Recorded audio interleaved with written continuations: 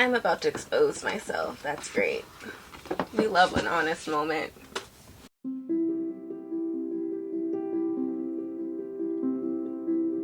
It was very humbling for me to count out how many books of mine I have not yet read. I don't want to talk about it, okay? I don't want to talk about it. It's just so exhausting. Oh my god, no pictures, please. Yelling at them to just leave, get out, like leave now. We don't need to go through all this. Don't. Why? Why are you heading towards trauma on purpose? I love you too. You're literally sunshine as a person, but thank you. Thank you so much.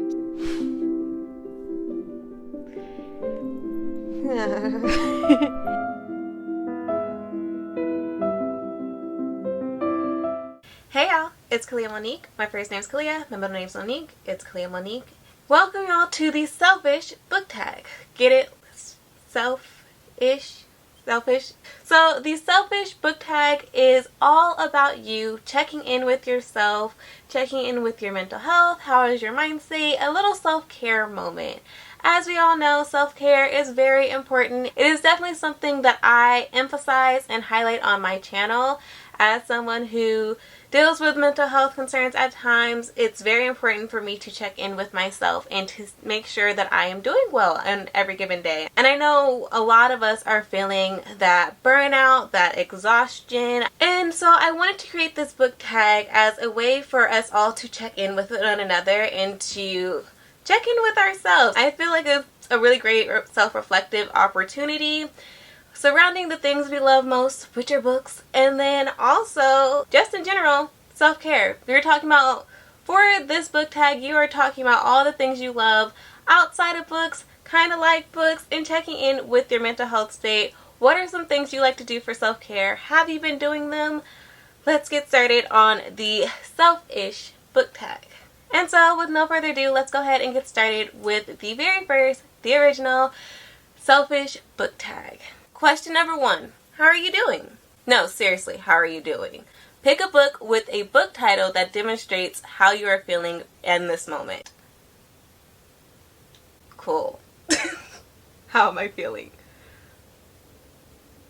I have a book. This Close to Okay by Lisa Cross Smith. Now, I don't remember very much about this book, but from when I first purchased it, but I do know that one of the main characters is dealing with suicidal ideation, and so I just have not been in the headspace to read that. But as when it comes to how am I doing, I am this close to okay. I don't know if I've talked about it yet on this channel. I know I talked about it in a vlog, but I don't know if it'll go up before this video. But basically, my 2022 started off hectic, and I have just been dealing with some things. I'm still dealing with those things kind of in the background, but I'm finally at a place where I'm not crying every day. But I'm also feeling a bit more hopeful about what's going on. I'm feeling a bit more positive. I'm very close to being okay. And that's completely fine. I'm okay with being close to being okay. I'm okay with being okay. What's my favorite K-drama? It's okay not to be okay. I was in the not okay area of everything for a long time, and now I feel like I'm on the higher end. I feel like I can see things maybe getting better. But we shall see. It is a waiting game, and yeah, as long as I am continuing to wait, I will not be completely 100% my normal self, but I'm also able to focus on more things than just what has me sad. So I'm this close to okay. Next up, a question that does not have a book attached to it, but question number 2, what is your self-care routine? Or also known as, what are some things you like to do for self-care that do not include reading?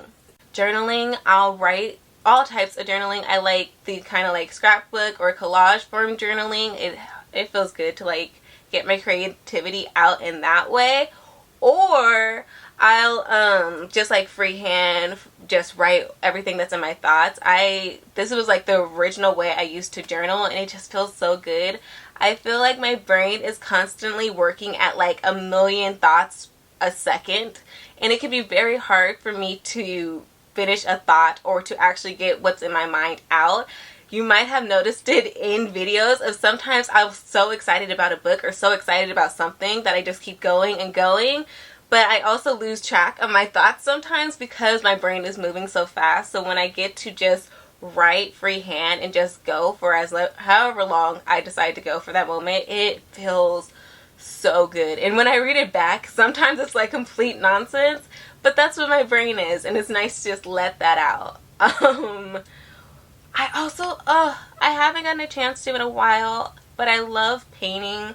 I'm not necessarily like a pro at it. I'm not like super amazing at it, but it's nice to just turn some music on or put a YouTube video on and just start painting and drawing. It takes me back to when I was like a little girl, because the very first profession I wanted to do was an artist, and so it's nice to go back to that love and draw some, do some art. Is great. Next up at number 3, we have Representation Matters. Pick a book whose main character reminds you of yourself. Cool. I'm about to expose myself. That's great. We love an honest moment. So I'm gonna say a character that reminds me of myself, and I think one, I was like so surprised by this character reminding me of myself, but when I read the book I was like, oh, I get it, sis. And that would be Danny Brown from what? From Take a Hint, Danny Brown. I am very career and goal focused. When I was in school, I was focused on schooling and like getting those grades together, graduating, getting out of there. And then career-wise, I'm focused on my goals and everything. Some of Danny's insecurities I felt like I could relate to. Her whole dilemma was trying to find a work-life balance. I get it, sis. I definitely understand that, and that's something I am working on. Next up at number 4, we have Laugh Therapy. Find a book that made you laugh so hard your cheeks hurt. Oh my gosh. One of these days, I'm not gonna use this book for a tag video or to answer a question, but we're not at that day, because absolutely The Black Veins by Asia Monet. There's one character in this book that had me dying laughing every time she opened her mouth, and that is Storm. I like just thinking about her.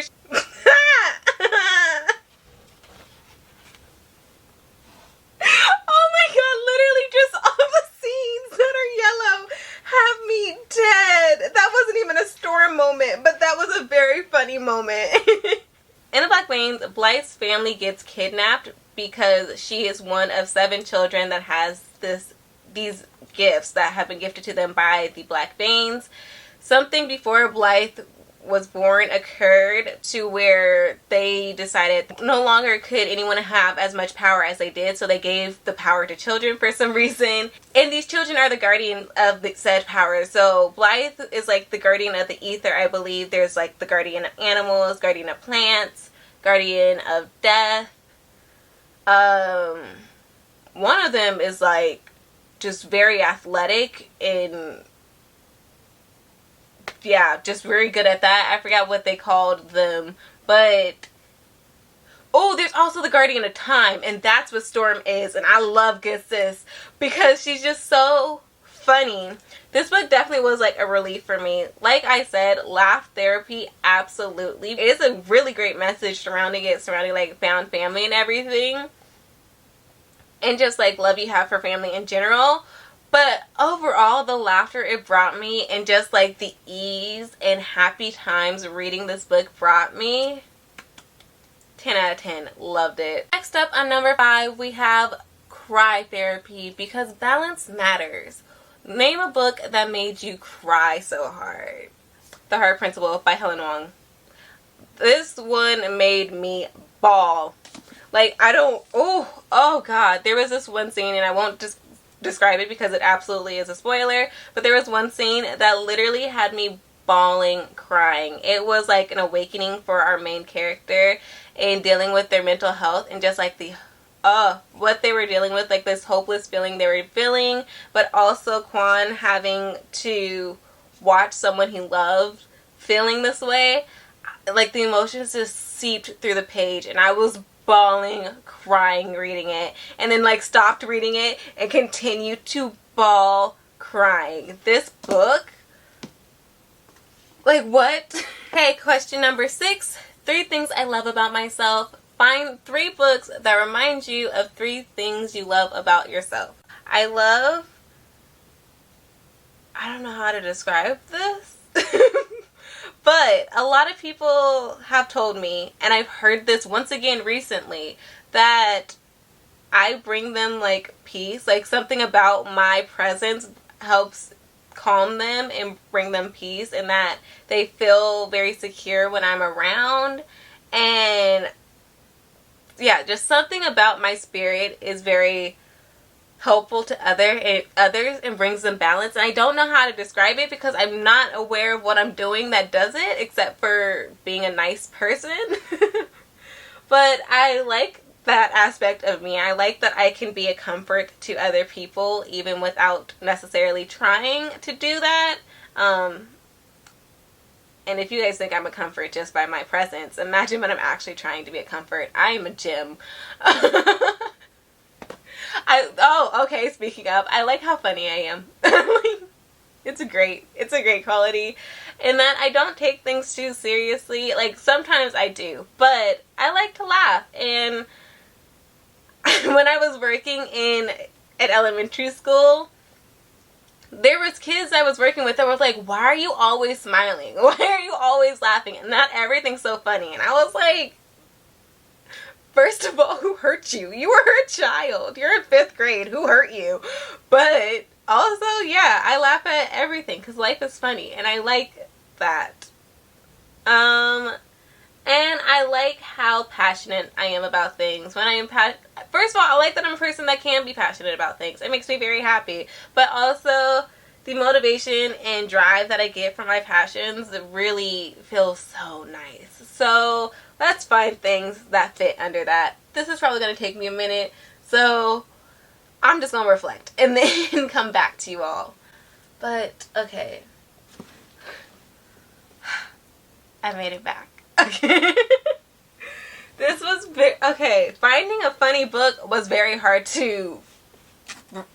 What is it called? Very hard to find. But yeah, I figured it out. So first, we're gonna go with. Okay, so I said that I like that my spirit helps other people find balance or helps other people feel at peace. I like that I can be a comfort to others without necessarily trying to be. And that, because I've been told that, again, that I've brought comfort to people. I've been told that I've helped.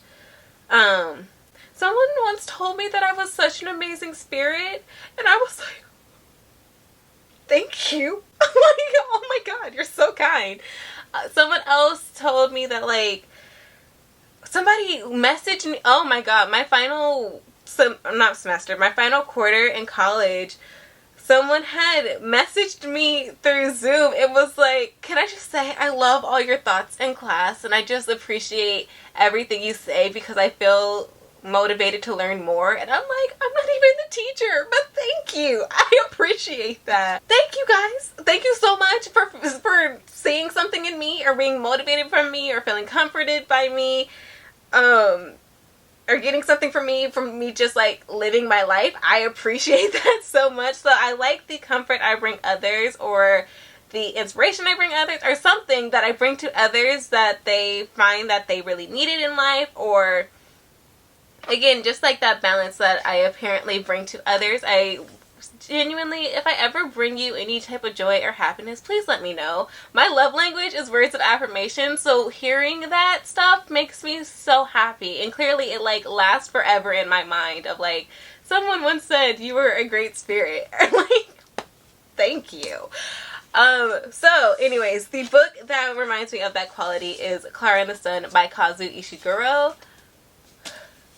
I love Clara with my whole heart. The character Clara was such a great companion. She is an artificial friend, which means her entire job as an artificial friend is to be a good companion and a good friend to whatever young girl or boy that chooses her. And that is exactly what she is.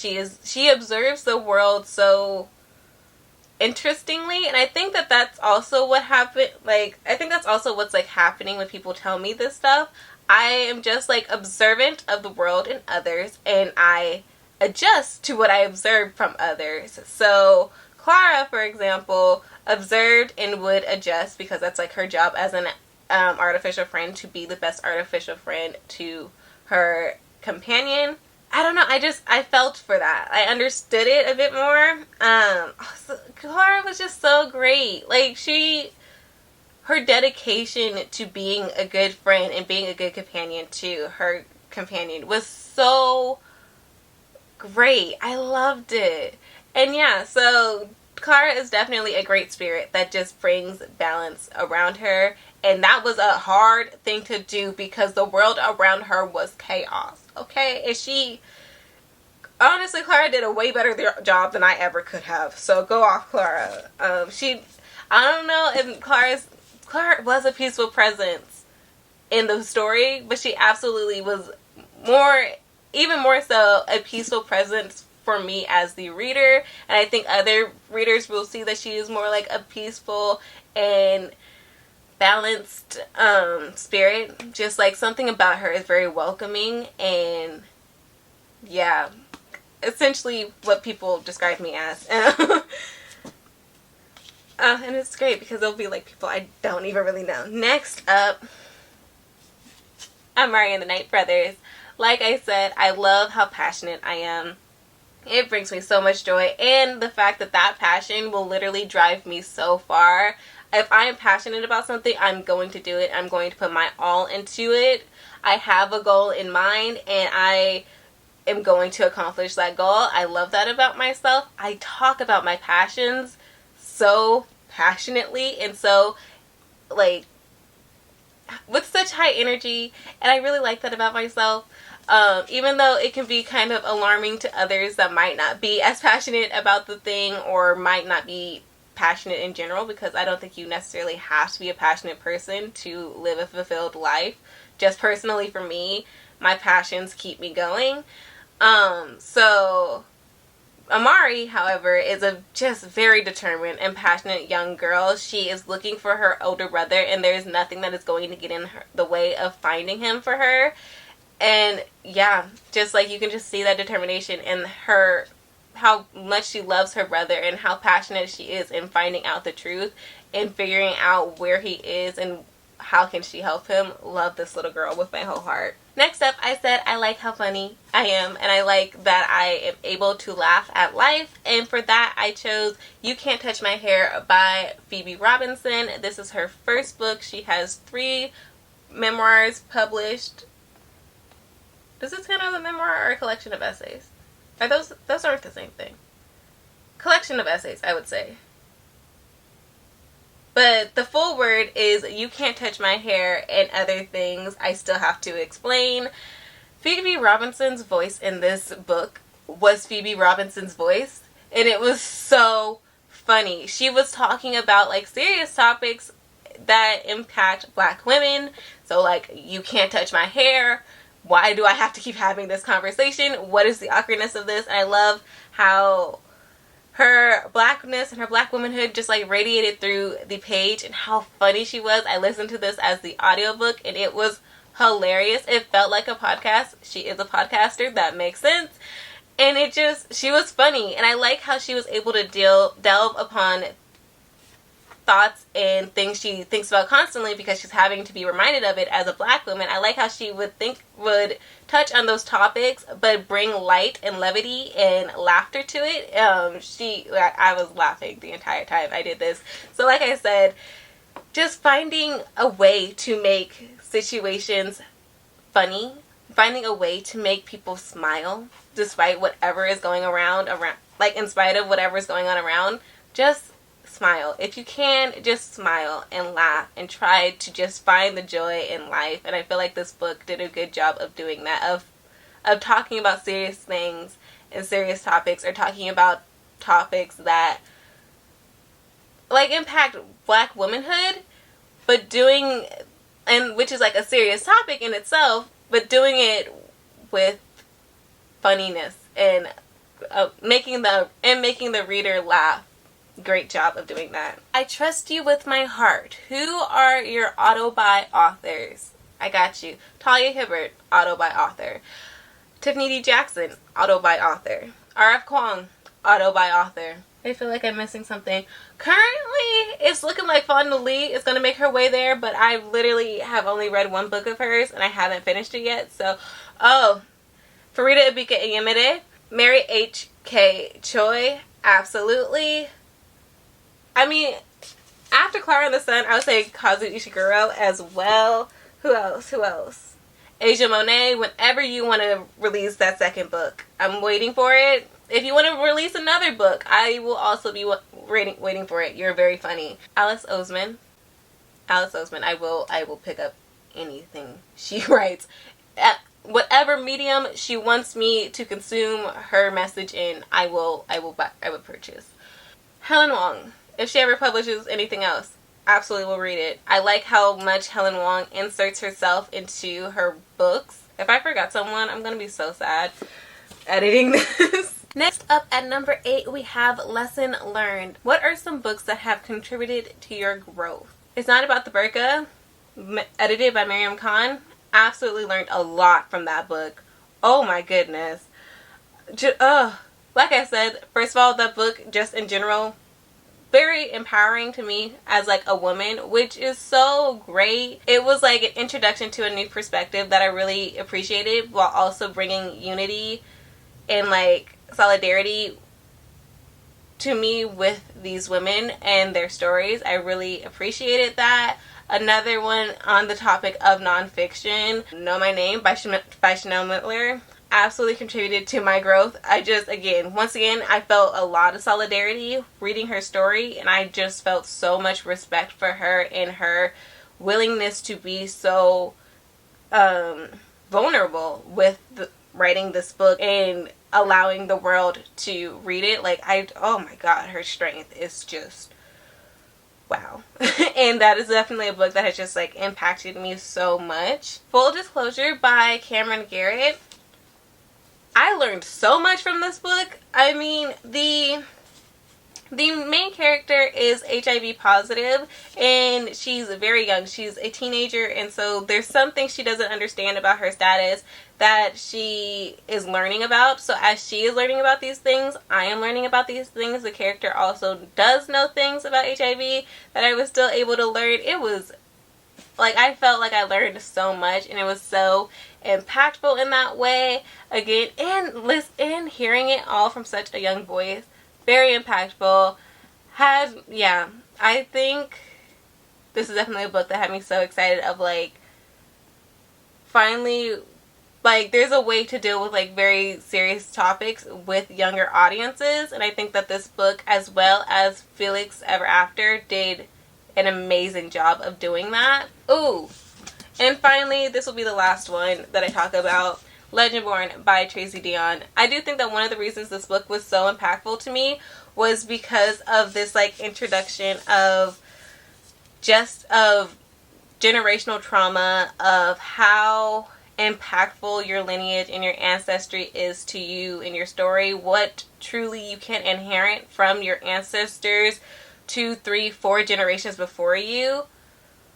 And the way it was told, so beautiful. I felt so much unity with this text. I felt more connected with my ancestors, and it made me more curious about my like past and my ancestors. Like, it just felt so good. So yeah, definitely grew in that moment. Next up, your support system. Name a book with a similar family, found family, or friend group as you. Oh crap.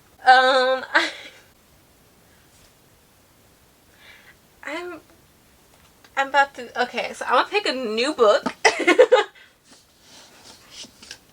But it is in the same series as I've already been talking about. I would say actor Eve Brown. The Brown family reminds me so much of my family. Now I know I've already talked about Take a Hint, Danny Brown. I know. But this is a different book. Same companion series, different book, okay? But same family. I think the family dynamics are highlighted even better though in Eve's book. In Chloe's book, we kind of were just being introduced to the sisters and just got like a very quick, this is this person, this is how their personality is involved in my life, and just like her sister seemed very kooky as well as her family. And then for Danny Brown, I don't think that they were highlighted very much. Like she definitely mentioned her family, but there wasn't all that much focus on family. But in Eve's book, like, this is when you really focus on just how close this family is, to the point, like, with the parent dynamics of them having to come to terms with the fact that they have been coddling their youngest child. I might relate to that as the youngest. I definitely can relate to being the youngest and being more protected than maybe my older siblings were, more coddled in a sense than my older siblings were. And then also, yeah, just I love these sisters. Again, how close the sisters were as well definitely reminds me of my family. We are all very close. I've had friends be very surprised that I get along with my siblings in the way that I do. But yeah, they're cool people. They're funny. We hang out literally every week, basically, unless one of us is sick or something. But I have a family that spends a lot of time with each other. We all have very different but very quirky personalities. Sometimes are very loud and boisterous and very different personalities clash, but in those moments where they come together and it's beautiful. Like, I love my family so much. We are very close. We are, in a sense, like each other's support system.